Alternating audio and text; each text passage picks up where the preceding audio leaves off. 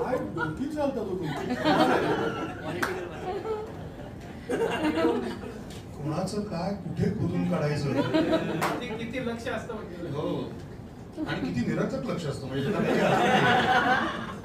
नाही असं काही नाही. याच्यामध्ये शब्द पुन्हा तेच आहे की आत्ताची काही जी काही समजा राजकीय परिस्थिती असेल त्याच्यावर खूप आधी हे गाणं लिहिलं गेलं होतं. सो तसं काही आता खोकी किंवा हे आणि याचा संबंध नव्हता. आणि अर्थातच तो दुसरा चित्रपट होता, त्याच्यामध्ये खरोखरीच आपण सगळ्यांनी त्यांची ती क्लिप बघितली होती आणि त्याच्यानंतर त्याच्यावर चित्रपट केला, त्यामुळे त्याच्यात ते येणं स्वाभाविक होतं.